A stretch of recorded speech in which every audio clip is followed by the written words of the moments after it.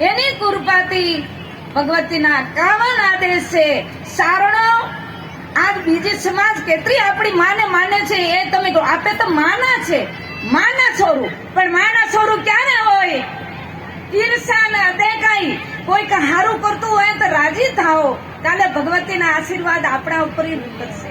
આ તમારા ગામની, આ નિમાડની આજ કેટલી ઊંચી વાત છે.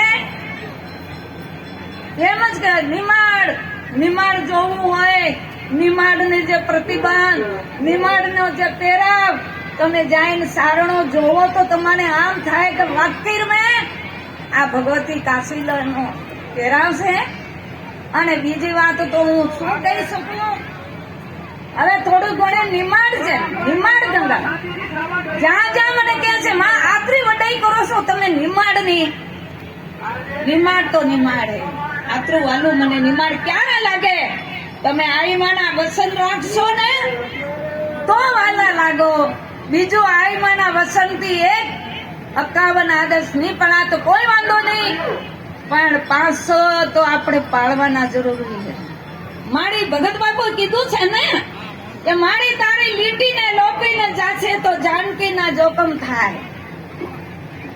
માં તારા સભ્યું ઘર ઘર છોડે. હવે કીધેલું નહીં કરે.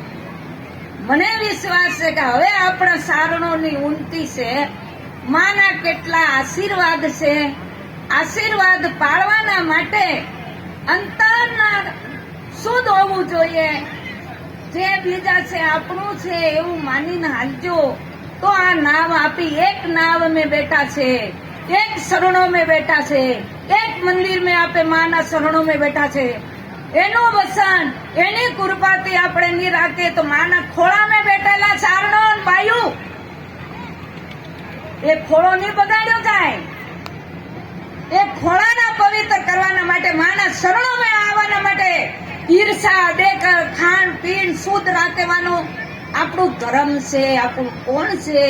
આ બીજી સમાજ આપણી માના લઈ જાય રહે છે. આ દેશ વિદેશ જય સોનલમાં કારણ કે સમાજ પાછળ માએ આખું જીવન ઓળંગી દીધું છે.